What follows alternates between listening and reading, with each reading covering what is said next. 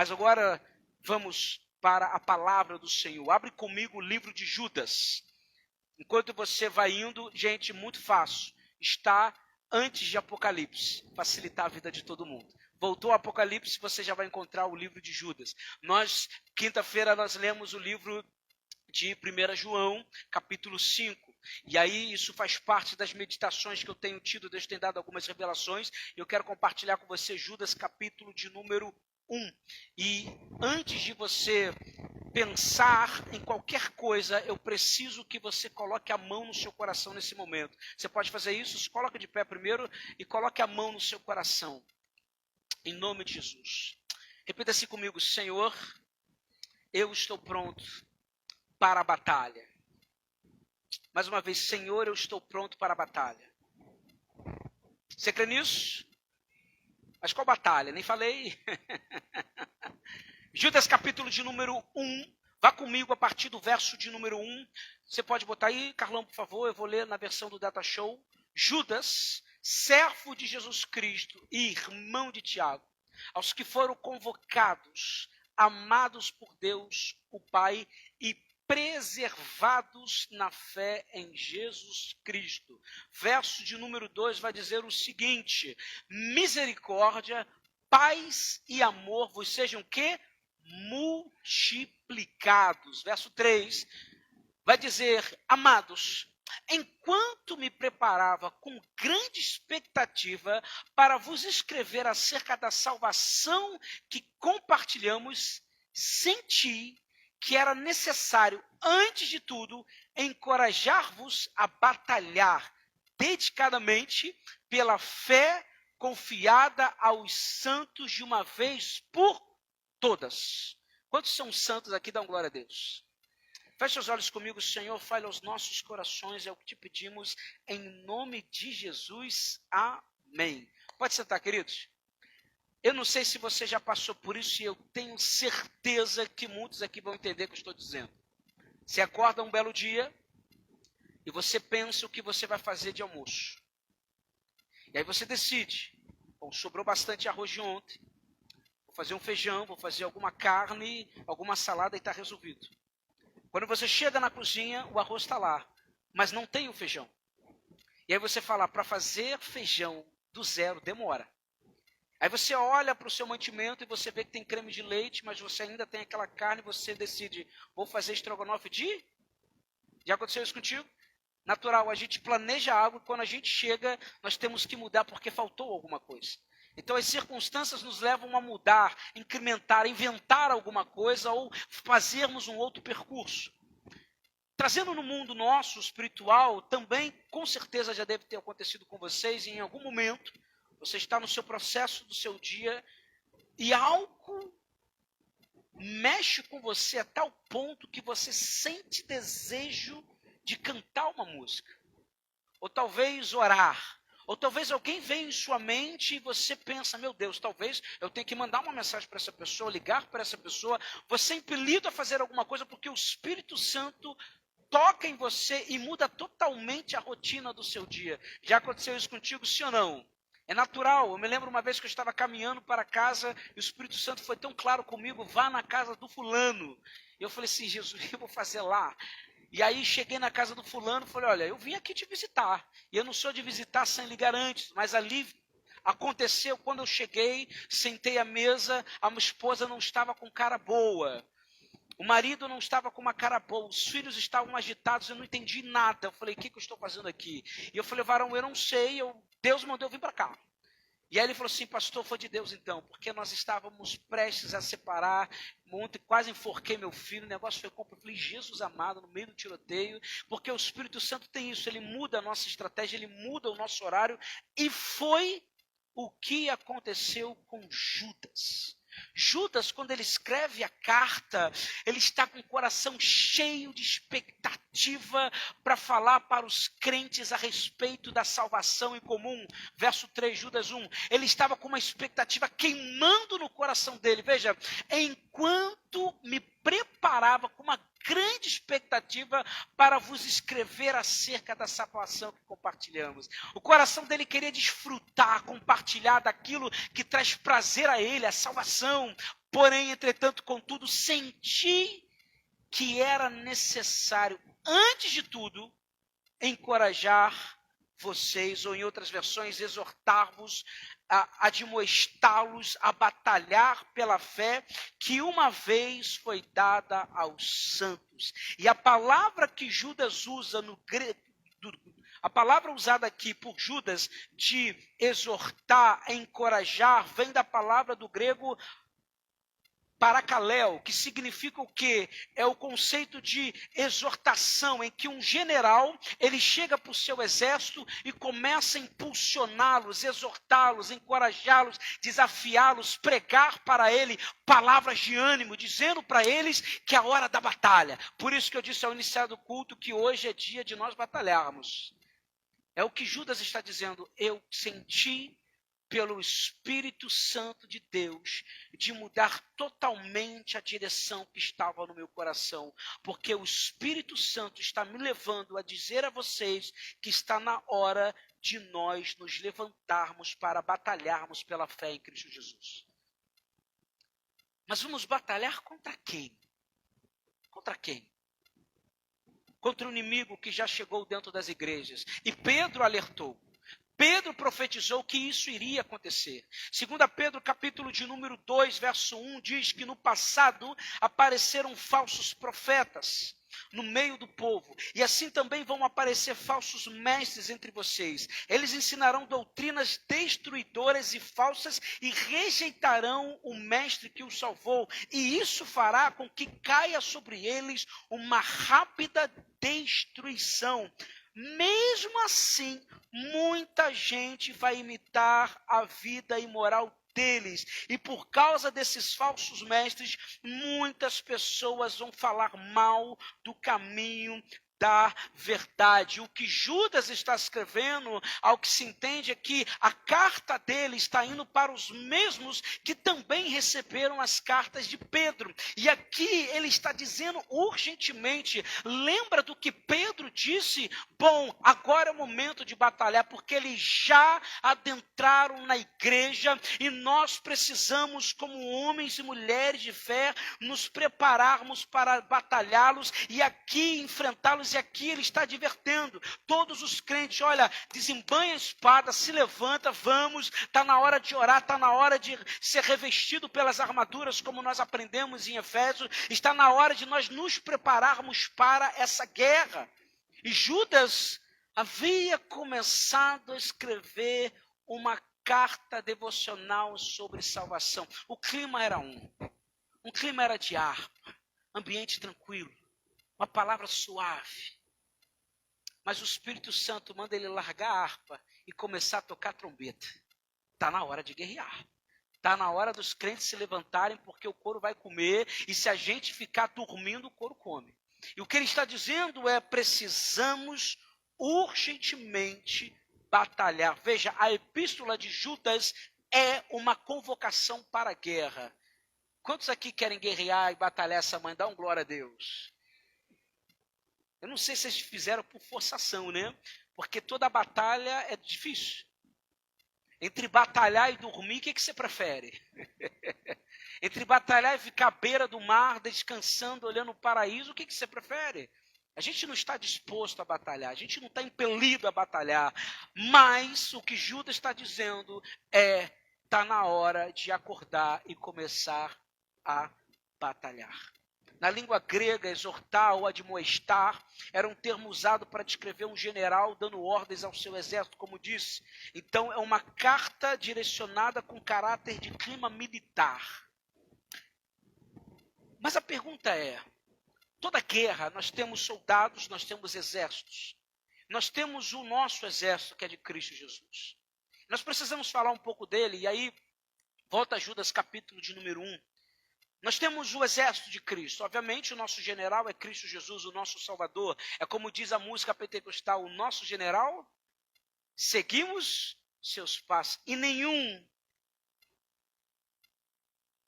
inimigo, porque o nosso general é o Senhor.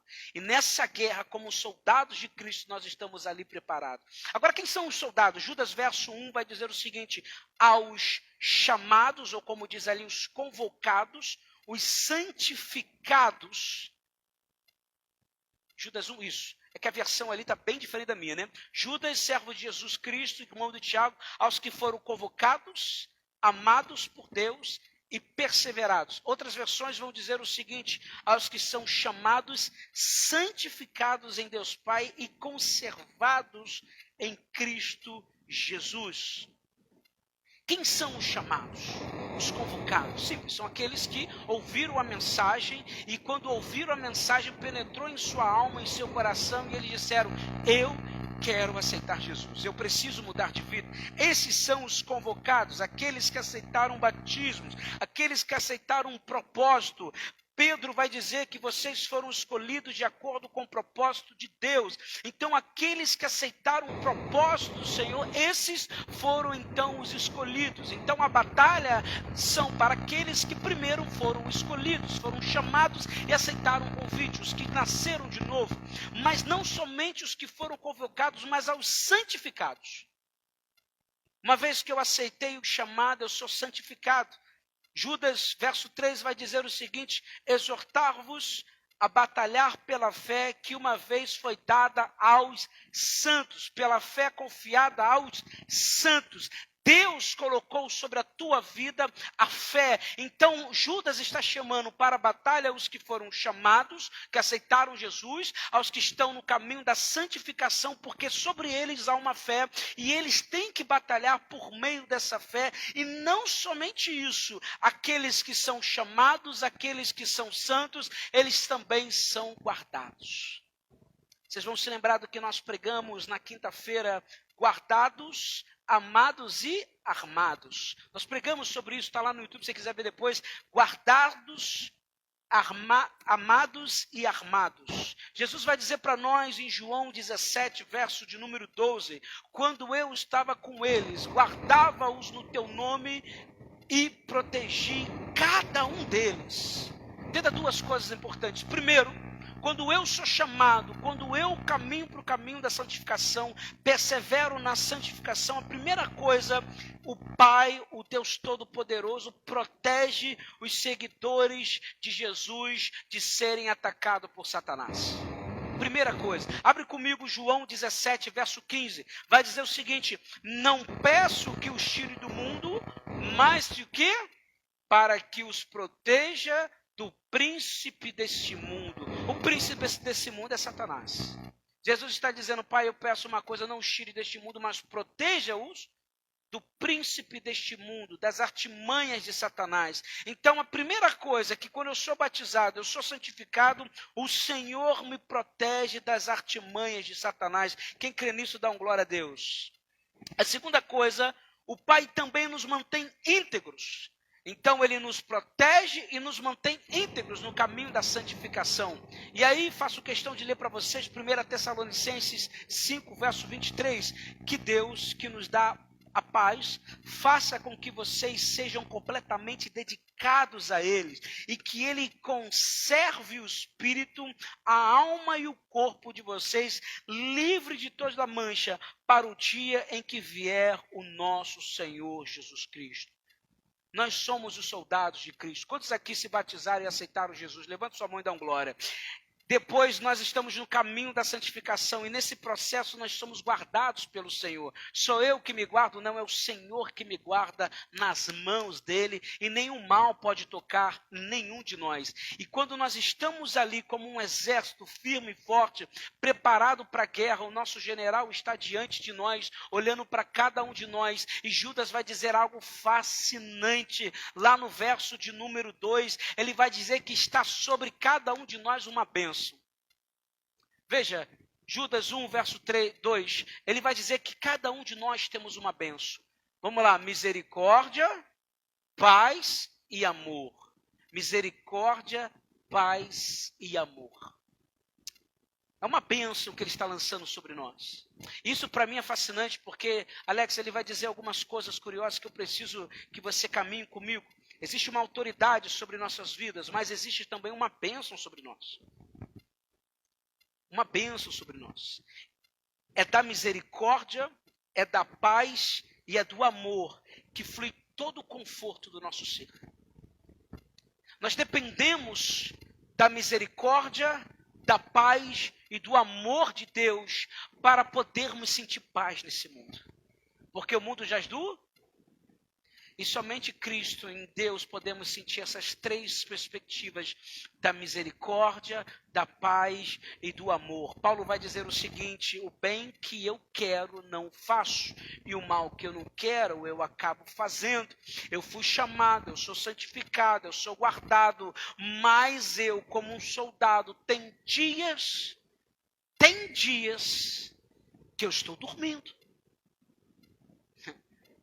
Ao invés de estar em prontidão, eu estou dormindo. Assim como Pedro, Tiago e João, no Getsêmani com Jesus, quando eles tinham que vigiar e orar, eles estavam o quê? Dormindo. Há dias que eu e você estamos assim, simplesmente dormindo. Deveríamos estar vigiando, mas nós estamos dormindo. Como um soldado dorme. É por isso que eu preciso da misericórdia do Senhor. É por isso que essa bênção está sobre a minha vida. Mas há dias, pastor, que eu não estou... Tem dias que eu estou super empolgado, animado, impulsionado. Eu li o texto naquela manhã, eu orei, eu me senti forte. Eu me senti como Pedro andando sobre as águas. Eu estou cheio de expectativas. Aleluia por isso. Mas há dias também que estamos dormindo. Há dias que nós estamos animados. E há dias que queremos dizer para o Senhor o que Ele deve fazer. Há dias que nós, como soldados, queremos dizer: ô general, Jesus, vem, não vamos atacar não. Não, vamos fazer isso hoje não, hoje não quero. Você lembra quando Pedro chega para Jesus e fala: Jesus, que papo é esse de você se entregar? Ninguém, não, você não vai se entregar. E aí Jesus fala para ele assim: aparta-te de mim, Satanás. Há dias que, como soldados, nós estamos dormindo, empolgados, e há dias que nós queremos dizer para o Senhor o que Ele deve fazer. É por isso que nós estamos debaixo dessa misericórdia maravilhosa do Senhor. Porque se não fosse por ela, misericórdia, Jesus, estamos lá, o negócio vai ficar ruim. Graças a Deus pela misericórdia. E essa é a bênção que Ele deixa para nós. Eu deixo para vocês a misericórdia, a paz e o amor. E Judas está dizendo o seguinte: Judas, ora para que a misericórdia do Senhor se multiplique na tua vida. Quantos de vocês recebem isso? Senhor, multiplica o máximo que você puder, porque eu preciso. Tem dias que eu estou empolgadíssimo, tem dias que eu não saio nem da cama. Tem dias que eu estou de cara feia para todo mundo, mas tem dias que eu estou animado, tem dias que eu estou alegre. Como Paulo vai dizer: o que será de mim? Porque o bem eu não faço, o mal que não quero eu acabo fazendo. Meu Deus, quem pode me livrar? Graças a Deus, por Cristo Jesus em nossa vida. Por causa da misericórdia do Senhor. E uma vez que eu tenho a misericórdia, eu tenho a paz. A paz que excede a todo entendimento. Então estamos aqui como soldados e do outro lado temos um outro exército. E no meio da tensão, nós olhamos para o nosso general e ele traz paz para a gente. Porque quando eu recebo a misericórdia do Senhor, quando ela me alcança, quando eu gero misericórdia na vida do outro também, quando eu ajo, vou começar a agir por misericórdia na vida do outro, a paz do Senhor que excede a todo entendimento me alcança. Porém, existe um ponto. Existem pessoas que não têm paz. Os que estão no Senhor têm paz, mas quem é contra o Senhor, os inimigos do outro lado, e vamos falar isso mais à frente, eles não têm paz. Romanos capítulo 7, capítulo 8, verso 7 diz: porque a inclinação da carne é inimizade contra Deus, pois não é sujeita à lei de Deus, nem em verdade o pode ser. Portanto, os que estão na carne não podem agradar a Deus. Então, no nosso exército há homens e mulheres que agradam o Senhor com uma vida de santidade. Então nós temos paz com o Senhor, porque quando nós não estamos com paz no Senhor, quando a nossa carne toma posse da gente, nós nos tornamos inimigos do Senhor.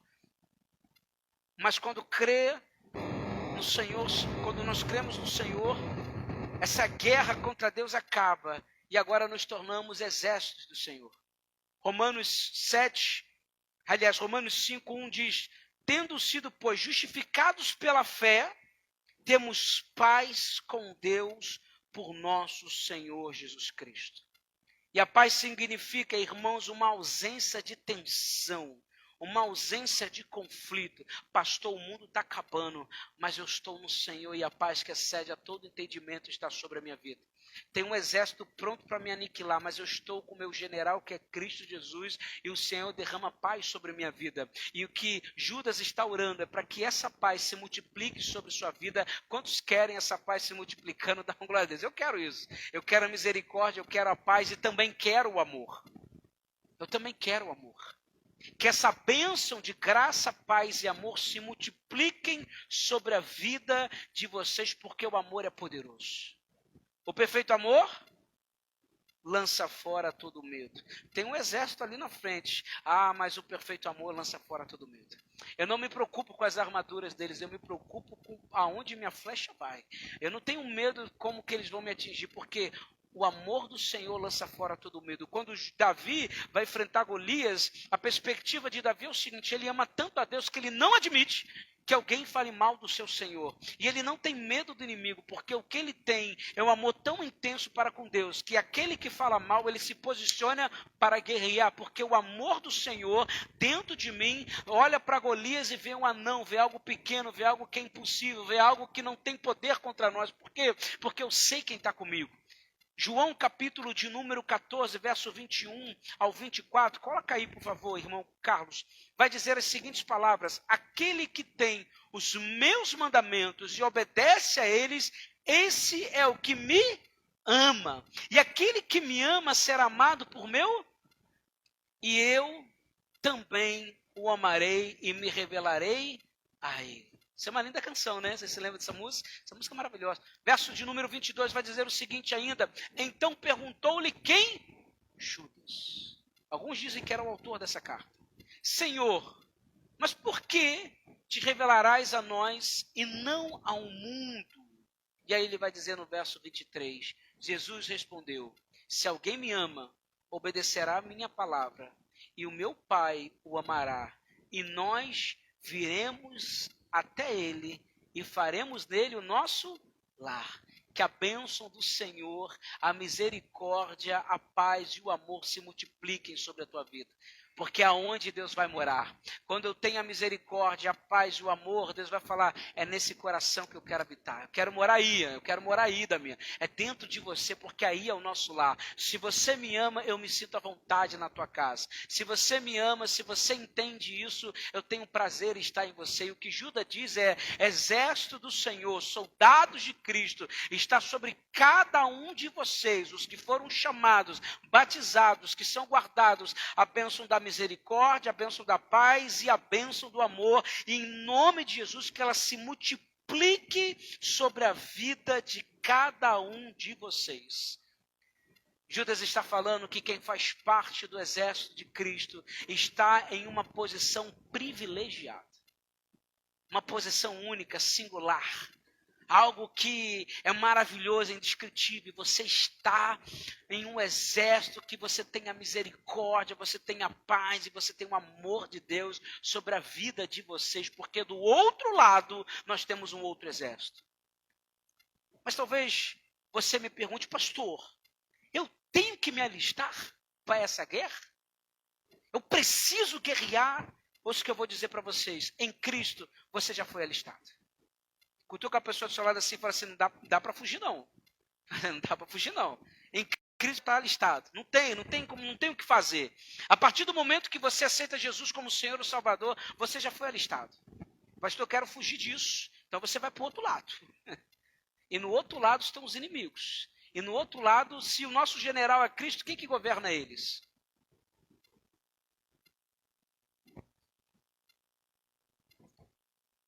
Agora, você sabe que Judas, o nome dele tem como origem Judá. E Judá significa louvor. Louvor. Então está aquele homem, Judas, escrevendo algo para louvar a Deus pela salvação. Lindo, animado, empolgado. Mas o Espírito Santo diz: Judas, escreva sobre a batalha que nós precisamos vencer, a batalha que temos contra as forças do mal. Mas por que que o Espírito de Deus muda totalmente a direção? Porque quando o inimigo do outro lado está de pé, em prontidão no campo de batalha, nós não podemos dormir, nós temos que vigiar e orar. Quando Judas muda de direção, é porque o Espírito Santo está dizendo: aquilo que Pedro profetizou já está acontecendo. Levante os crentes para começarem a orar, porque o inimigo já está de pé dentro da igreja. Dentro da igreja. Quem são os inimigos? Quem são os inimigos? Verso 4. Judas, capítulo de número 1, verso 4. Deixa a sua Bíblia aberta. Judas vai apontar alguns inimigos. O primeiro deles está estampado sobre nossos olhos, sobre os homens ímpios. Porque se introduziram alguns, eu vou ler ali, né? Porquanto certos indivíduos, cuja condenação já está sentenciada há muito tempo, infiltraram-se em vossa congregação com toda espécie de falsidades. Essas pessoas são o quê? Ímpias. Homens ímpios. Homens ímpios. O primeiro inimigo, a primeira fileira do outro lado, do outro exército, são os homens ímpios. Os ímpios afirmam que pertencem a Deus. Mas, na verdade, esses homens eram ímpios em sua maneira de pensar e de viver. Antigamente, eu ouvi a seguinte frase discriminatória: ah não, pastor, esse diz que é católico, mas é só católico de missa, esse não segue. Ele diz que é católico, mas nem a igreja vai. Então já nasceu católico, nunca foi, nunca fez nada, mas é católico. E diz que crê em Maria e está resolvido.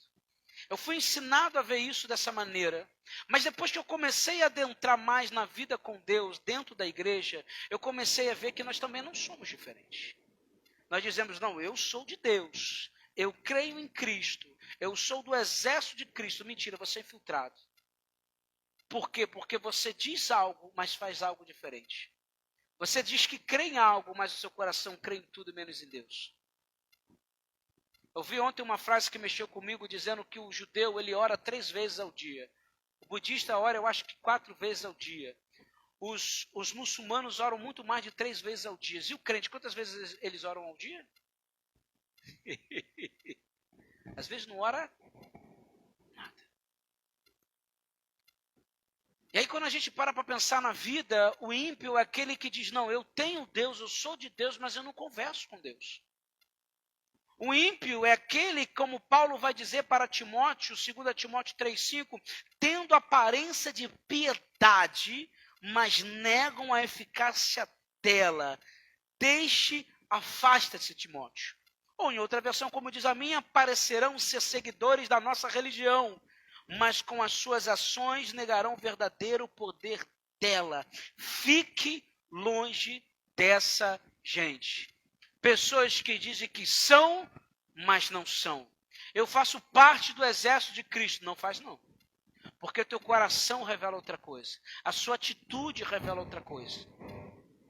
Os segundos inimigos, ainda em Judas capítulo 1, verso 4, está logo no começo. Ele já logo denuncia, que vai dizer: porquanto certos indivíduos infiltraram-se em vossa congregação. São os infiltrados, os enganadores.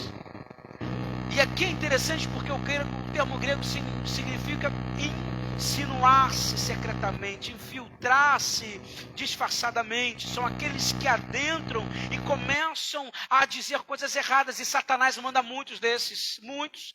Pessoas que entram na igreja com doutrinas diferentes, com pensamentos diferentes, dizendo que não tem problema você pecar, que não tem nada a ver isso e aquilo, dizendo que não tem problema passar pelo processo, que não tem problema, não, pastor, já coloca de manhã, não tem tudo um processo. É todo um caminho, é tudo um... E a gente acha que dá para... Não tem todo um processo.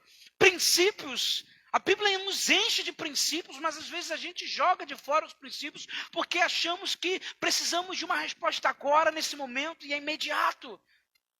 Poxa, se nós olharmos a Bíblia, ela vai dizer isso tantas vezes. Se nós olharmos Apocalipse, capítulo de número 2, quando a palavra do Senhor de exortação para os crentes de Pérgamo, lá no verso de número 14, de Atos 2, 14, Apocalipse, capítulo 2, verso 14, olha o que Deus vai dizer. Alguém pode ler bem alto? Todo mundo, 1, 2, 3, e... Tenho, contudo, contra ti algumas...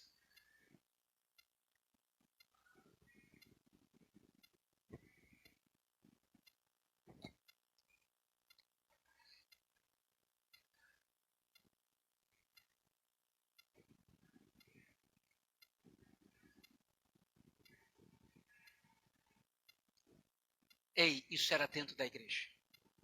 Dentro da igreja. Dentro da igreja. Pessoas com doutrinas de Balaão, que ensinam Deus de Balaque, que ensinam a comer comidas que são dadas para outros deuses, oferecidas a outros deuses, dentro da igreja. Ah, pastor, acho isso um absurdo, isso não acontece. Se acontecia lá, você não acha que acontece hoje? Dentro da igreja. Jezabel, verso 20. Vamos ler mais uma vez o verso 20. Apocalipse 2, verso 20, vai dizer o seguinte. Apocalipse capítulo 2, verso 20. Aí Deus vai exortar a igreja de Tiatira a respeito do espírito de Jezabel. Vamos lá? No entanto, tenho contra ti que toleras Jezabel.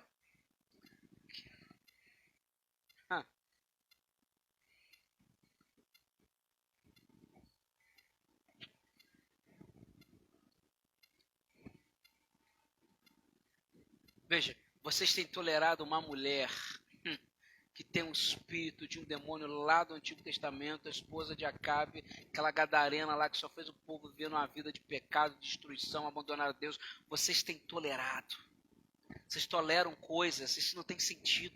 Isso aqui não é um apóstolo que está falando, é Cristo Jesus, já glorificado, mandando João escrever para a igreja, em especial para o anjo da igreja, que era o pastor, que estava tolerando que Jezabel entrasse na igreja e fizesse profecias mentirosas.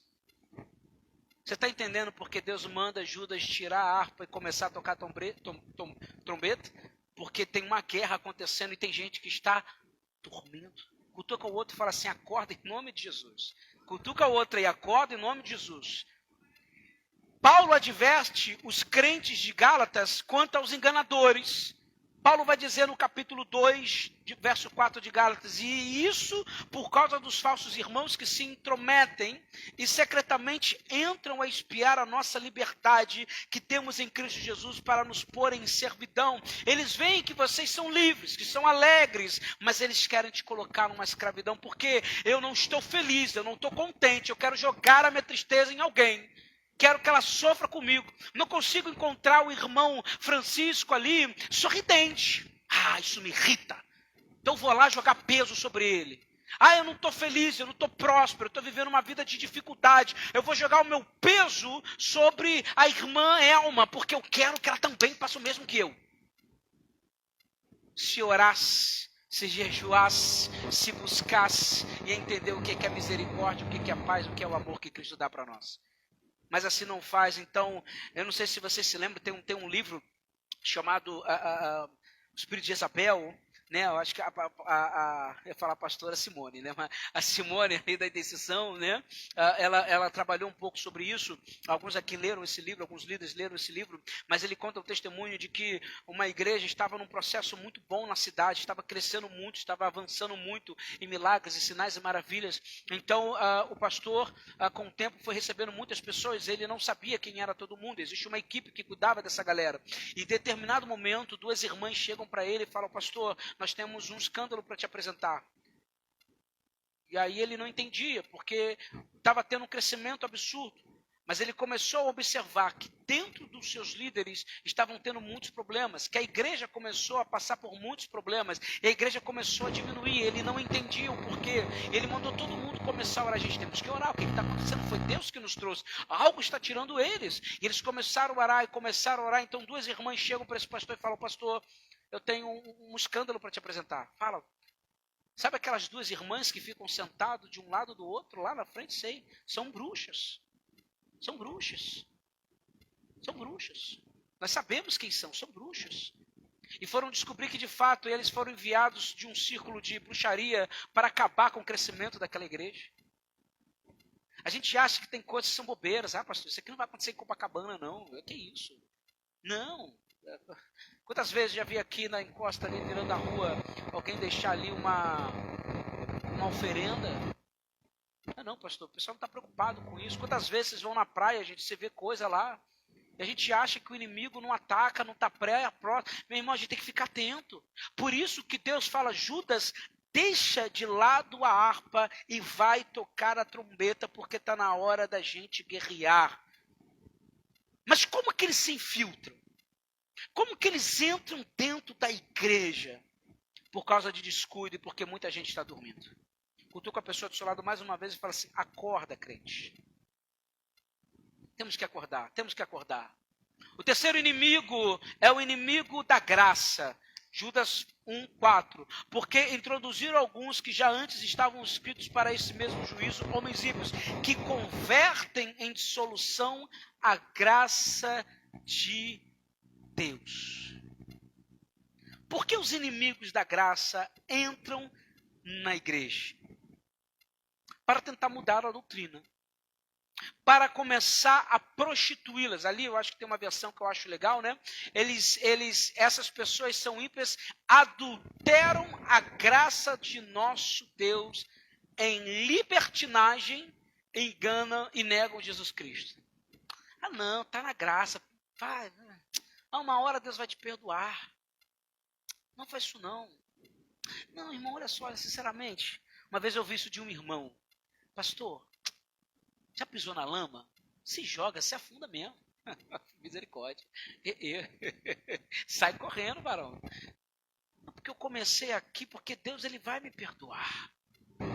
Eu sei que se eu correr para os braços, ele vai me perdoar. Ele é um bom pai. Pessoas que adulteraram a graça do nosso Deus em libertinagem. Quarto inimigo, negaram a verdade de Deus. Não só isso, como o próprio texto faz libertinagem, e negam Jesus Cristo. Eu me lembro uma vez na faculdade, e talvez vocês vão falar, pastor, mas existem pessoas que negam que Deus é isso? Na faculdade, eu me lembro, no seminário, o irmão chegou para mim e falou assim, um grande estudioso, você, Fernando, você já reparou que às vezes você ora por vazio? Já. Às vezes a hora só eu estou me ouvindo. Você não acha isso maluquice? Eu falei, tem horas que eu acho, mas eu continuo orando. Eu falei, você sabe que eu parei de orar, né? Eu falei, que isso, cara? Você vai ser pastor? Não. Eu parei de orar porque quando eu percebi que eu oro falando sozinho, eu acho burrice orar. Pastor. Aí você acha, não, pastor, acho que não tem nada a ver esse negócio aí de negar Jesus. Tem gente que nega o poder. Tem gente que nega o sacrifício. Diante desses inimigos, podemos lembrar do que Paulo vai dizer para nós em 2 Coríntios capítulo 10, do verso 4 adiante. As armas que usamos na nossa luta não são do mundo. São armas poderosas de Deus, capazes de destruir fortalezas. E assim destruímos ideias falsas e também todo orgulho humano que não deixa que as pessoas conheçam a Deus. Dominamos todo o pensamento humano e fazemos com que ele obedeça a Cristo. Quando Judas escreve a carta, querendo falar de salvação, e ele é impelido urgentemente a falar sobre guerra, a perspectiva é que essa carta, com um teor militar, nos faz entender que precisamos nos posicionar, entender que temos um general, que nós temos sobre nós homens e mulheres que junto comigo, como você, foram batizados, são santos, vivem uma vida de santidade, por isso são guardados pelo Senhor.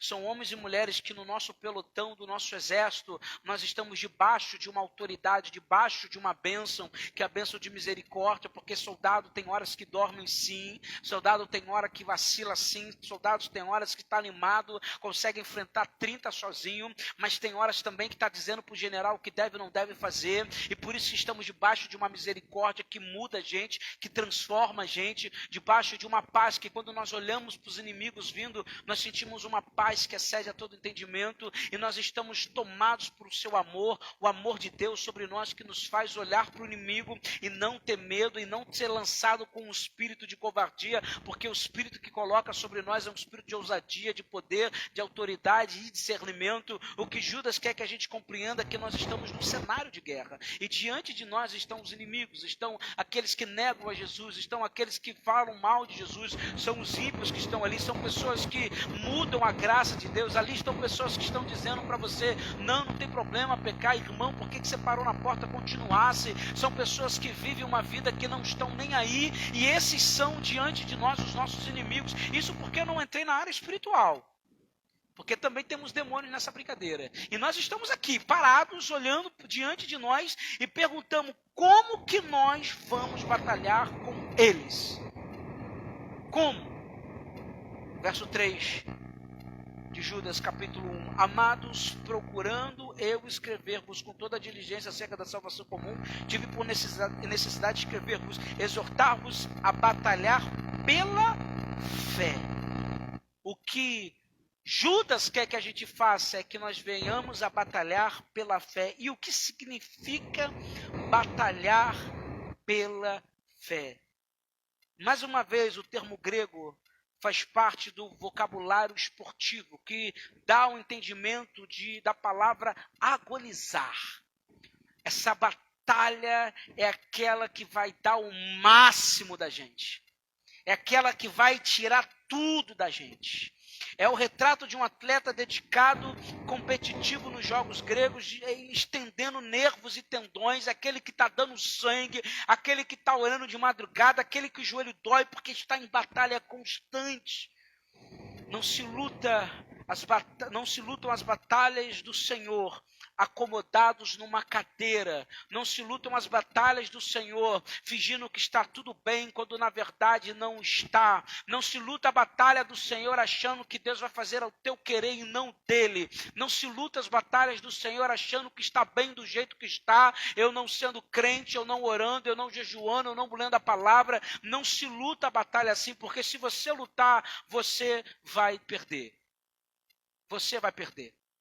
A expectativa é que Deus coloque um soldado do nosso lado que diz o seguinte: vamos, ore, se impulsione, vamos ser impulsionados, alguém que nos motive, essa é a expectativa. Mas se nós não tivermos pessoas assim, nós vamos ser deixados para trás. E vocês vão se lembrar que no Antigo Testamento, Deus vai dizer para o povo: fiquem espertos, porque enquanto vocês caminham no deserto, aqueles que ficam atrás, eles são pegos. Porque tem um povo em específico que ataca a retaguarda dos crentes. Então, se você está nessa batalha e vai ficando para trás por cansaço, por medo, por insegurança, cuidado, tem um povo cananeu que está doido para pegar você. Porque os cananeus são esses, atacam a retaguarda. Está fraco? Vigia. Está dormindo? Acorda. Está cansado? Levanta. Você precisa batalhar. Tem uma guerra diante de nós. Nós precisamos combater o bom combate. Precisamos combater o bom combate. Permita dizer algo tenebroso para você essa manhã, que quando eu meditei sobre isso me deixou extremamente tenso. A igreja está sempre a uma geração da extinção. Hoje, se você observar, se a igreja não se posicionar, começa devagar, né? Porque o inimigo é isso, ele bate a porta. Se você não abrir, ele vai na janela. Se você não abrir, ele vai na porta dos fundos. Se você não abrir, ele vai tentar subir pelo telhado. Ele está tentando toda hora, em todo momento, geração após geração. Cada geração tem um demônio a qual nós temos que combater. Cada geração nós temos um demônio a qual combater. E veja que o inimigo é uma desgraça. Essa semana eu vi que existe... É difícil falar disso, sem a ira tomar conta. Existe um grupo, uma associação de mães transexuais que pegam crianças de 12 anos para baixo e mudam o sexo dela. Existe uma organização para isso. E elas estão lá do lado do presidente, tirando foto e tudo. organização. Talvez o presidente nem saiba disso, porque são tantas coisas, não defendendo de forma alguma, mas está dentro. Olha o que está perto da mesa daquele que governa a nossa nação. Você está entendendo como as coisas são perigosas? A gente não vê, mas está ali rodeando, dizendo que crianças têm o direito de escolher. Gente, que criança não fica infeliz um dia ou outro? Está triste, está magoado? E aí ele chega, eu já sei o que é. Ele não sabe o que ele quer. Olha essa nação que está dizendo que a criança é assexuada. Como é que você cria uma criança que é menino, você diz para ela que não precisa ser menino, pode ser mulher se quiser. E a gente acha que está tudo normal. Me acalmei, né?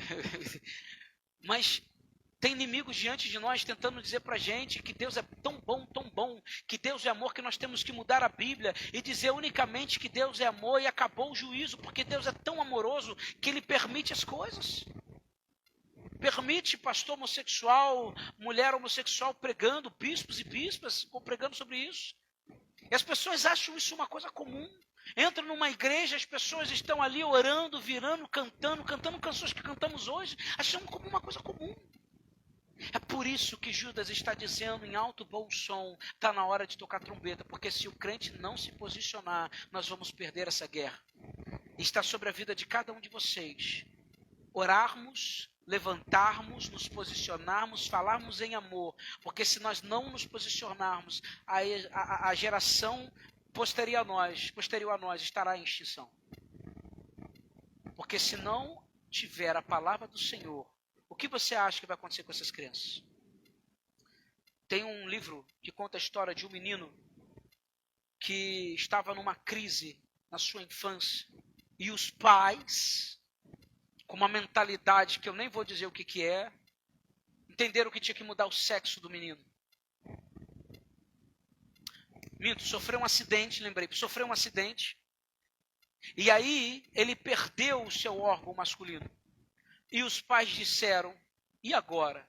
Então se infiltrou uma organização e disse, olha, a única maneira é mudar o sexo dele. E os pais fracos caíram no papo daquela organização, fizeram a mudança de sexo. Homem virou mulher.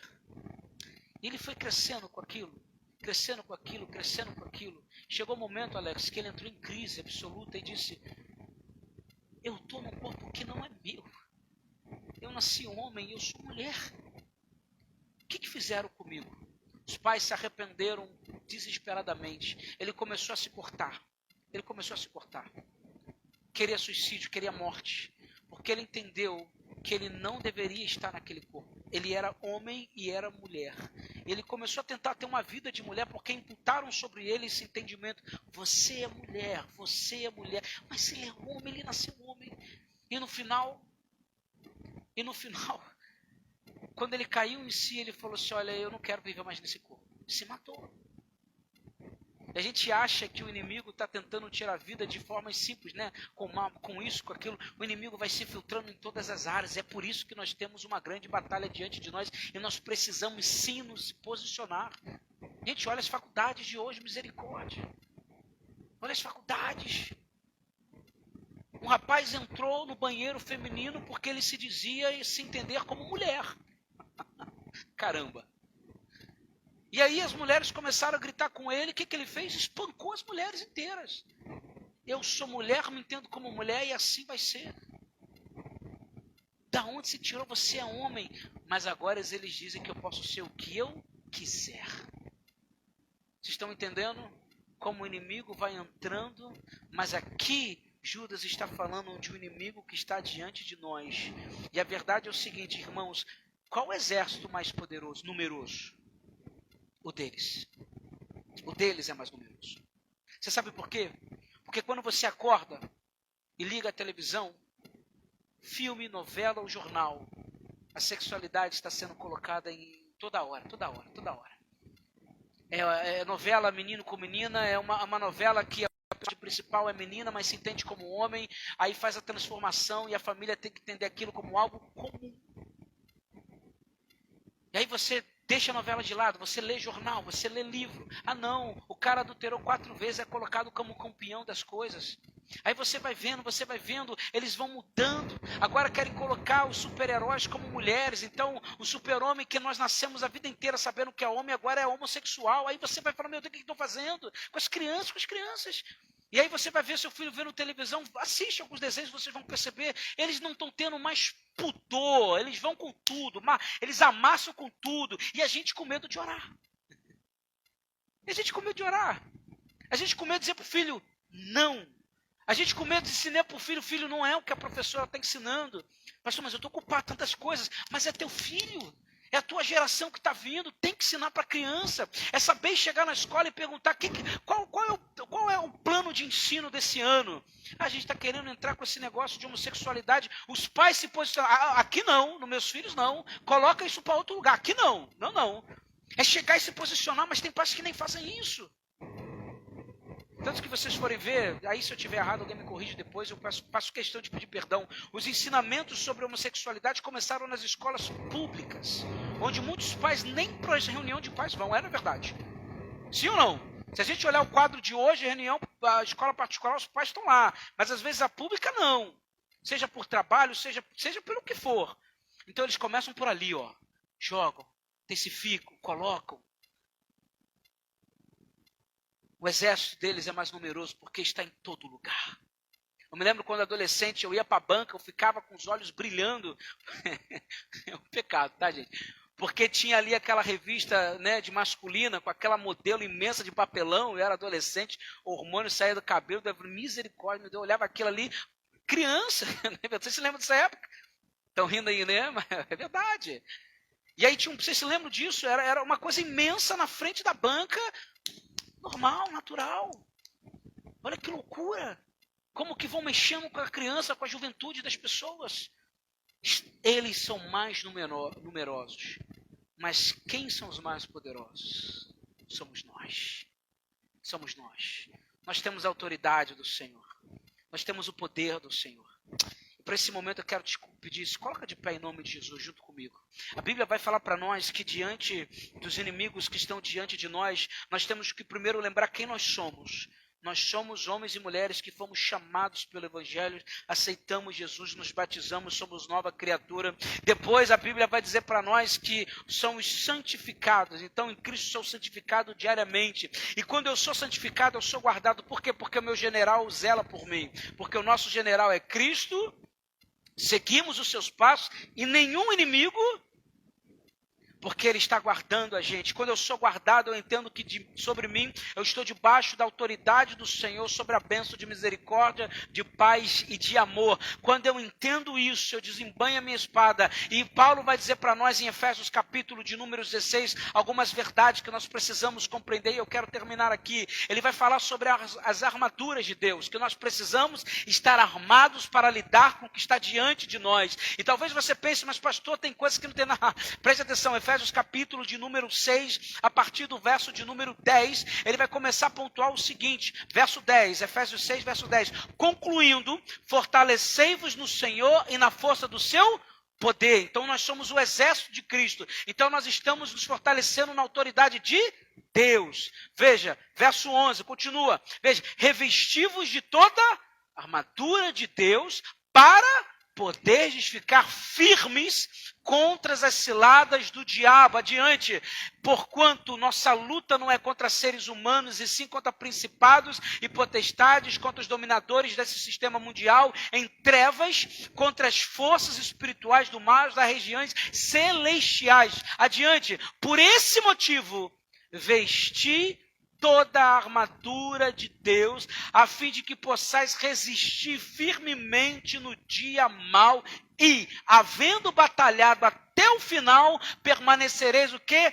Inabaláveis, sem retroceder. Então, quando você é do exército do Senhor, você não retrocede, você não permite que eles venham, porque a Bíblia vai dizer para mim e para você que as portas dos infernos não prevalecerão contra a igreja. É nós que vamos lá e tirar dele esse poder que ele tem. Aí adiante ele vai dizer o seguinte, estai, portanto, firmes, trazendo em volta da cintura a verdade e vestido da couraça da justiça. Há uma cintura, uma couraça, verso adiante, ele vai dizer, calçando os pés com a proteção do evangelho da paz. Adiante, verso 16, embraçando sempre o escudo da fé. Então, quando eles falam, quando eles me atingem, eu estou firmado na fé, com o qual podereis apagar todas as setas.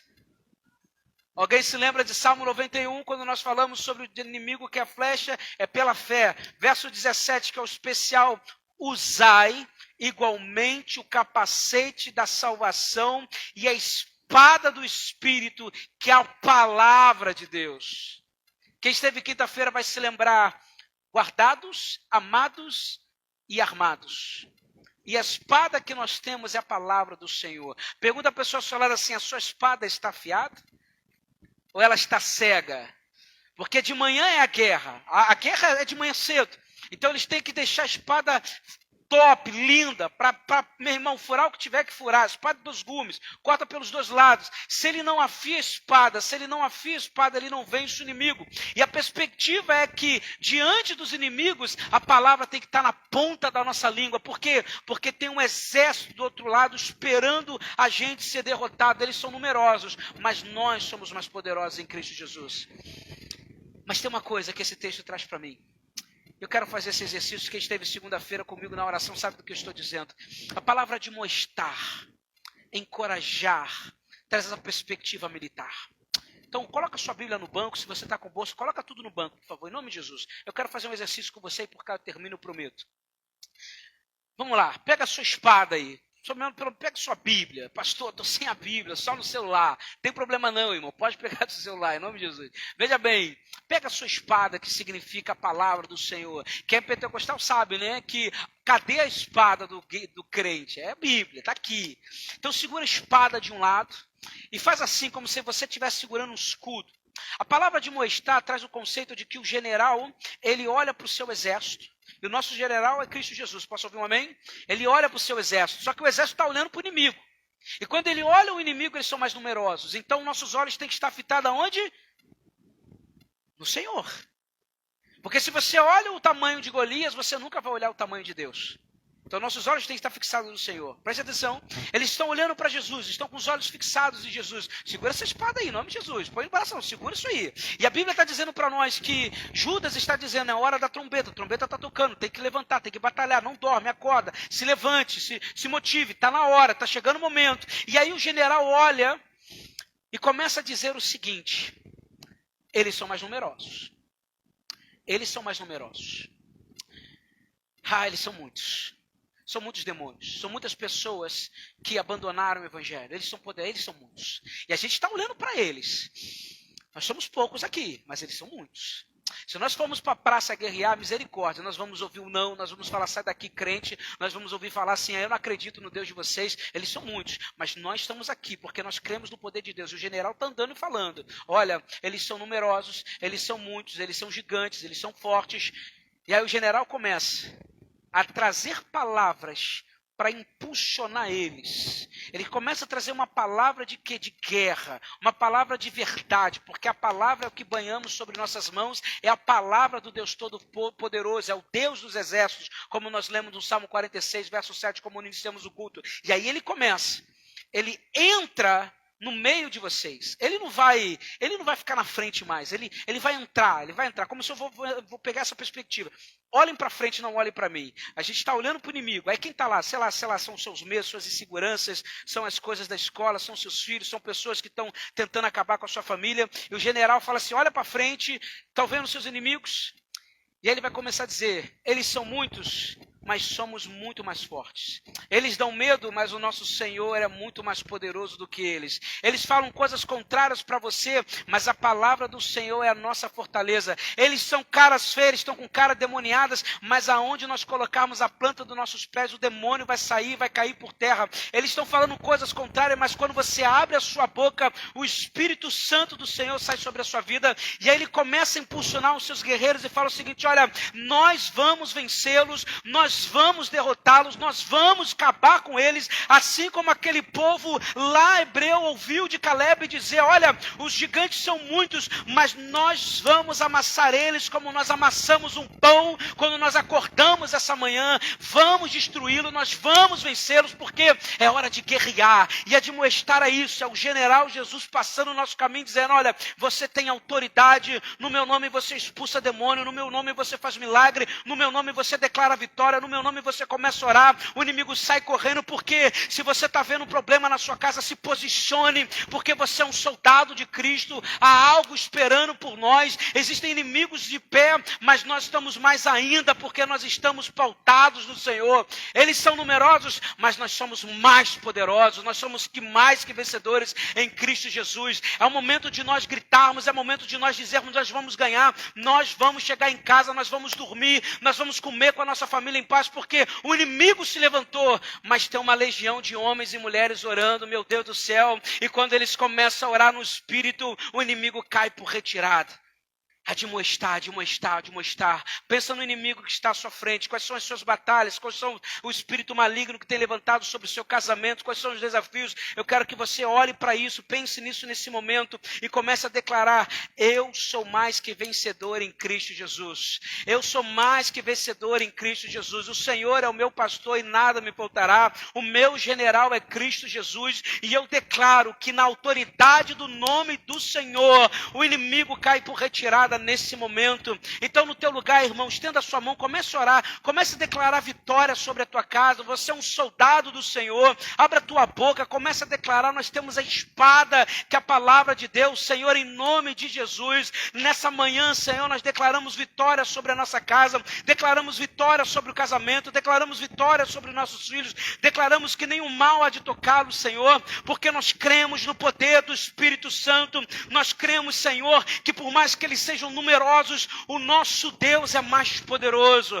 o nosso Deus é mais poderoso, e está sobre o teu nome toda a autoridade, Senhor, quando nós oramos no teu nome, o inimigo cai por terra, quando nós oramos no teu nome, Senhor, Espírito Santo de Deus, os céus se abalam, a terra se abala, porque o Senhor, o nosso general, se colocou em prontidão, há sobre ele uma espada, Senhor, poderosa, há sobre nós esse esconderijo que estamos no Altíssimo, Espírito Santo de Deus, nós declaramos em nome de Jesus, que a vitória já é nossa no teu santo nome, Senhor, e não há nada que vai nos impedir de alcançá-la, Senhor, é momento não de tocar harpa, mas é momento de tocar trombeta, é momento de nós declararmos com autoridade, é momento de declararmos que nós somos vitoriosos, é momento de declararmos que o Senhor já nos deu a vitória, o Senhor já nos deu a vitória. Quantos creem nisso? Dá um glória a Deus, em nome de Jesus.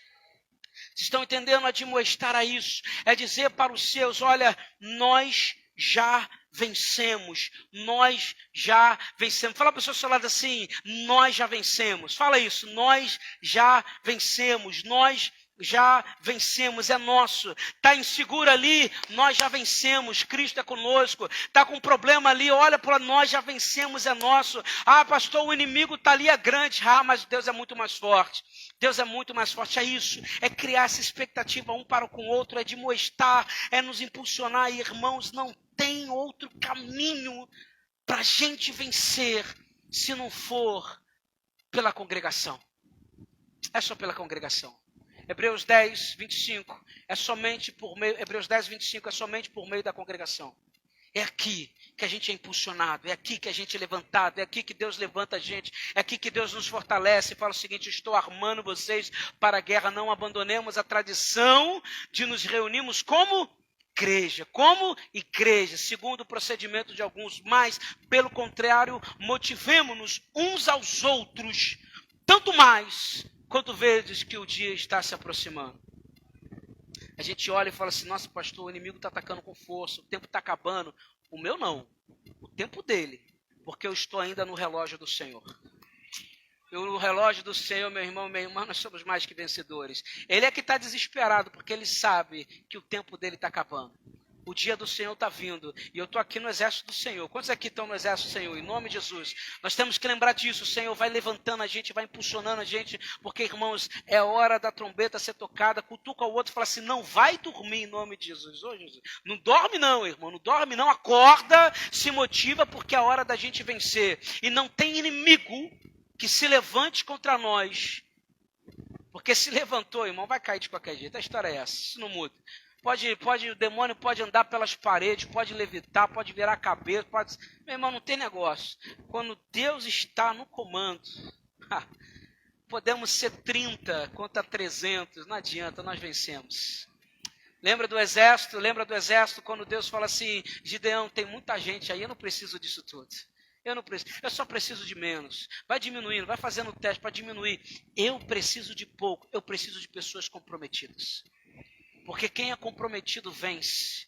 Quem é comprometido vence. Tem algum soldado de Cristo? Dá um glória a Deus. Glória a Deus. Feche seus olhos, Senhor, nós te agradecemos por essa manhã. Te agradecemos, Senhor, porque cremos que como soldados de Cristo, Senhor, nós fomos batizados, nós fomos, Senhor, ali santificados, somos guardados pelo Senhor. Senhor, nós te agradecemos porque estamos debaixo de uma autoridade, debaixo de uma bênção, a misericórdia, a paz, esse amor que se multiplica diariamente e preparado, Senhor, com essa espada desembanhada que é a palavra do Senhor para vencer o mal, para ganhar sobre aqueles que estão, Senhor, sendo aprisionados, Senhor, sobre as palavras contrárias, sobre os inimigos diante de nós, e nós declaramos no nome de Jesus, que se o nosso general é Cristo, a batalha já é nossa, nós já vencemos, declaramos com vitória, não por causa de nós, porque eu vejo um general de guerra. E quando eu oro naquilo que eu vejo, no Senhor que eu creio, meu Deus, que o inferno se prepara, porque quando cada um aqui, quando nós como igreja começarmos a orar por propósito, meu Deus, o negócio vai ficar pequeno. Meu Pai, o Espírito Santo vai nos encher do teu poder e as trevas vão se dissipar, o inimigo vai cair por terra, o leão vai gritar, mas os anjos pela oração há de calar a boca do leão, como foi feito na cova. Senhor, nós cremos no poder do seu santo nome e aqui há crentes, homens e mulheres de oração e nós cremos, estamos no exército de Cristo e essa manhã nós somos chamados pela trombeta em que Judas diz, está na hora de batalhar, está na hora de se posicionar, porque se nós não fizermos, Satanás vai acabar com a próxima geração. Então, Senhor, nós cremos nesse teu poder. Amém. Você pode aplaudir o Senhor, amém? Glória a Deus. Amém. Amados, antes de ir, amanhã, dia 1º, dia então do legado, às 14 horas na igreja, se você puder, vai ser bênção. E amanhã vamos ter a nossa oração sim às 20 horas, tá bom? Deus possa abençoar vocês. Vá na paz de Deus.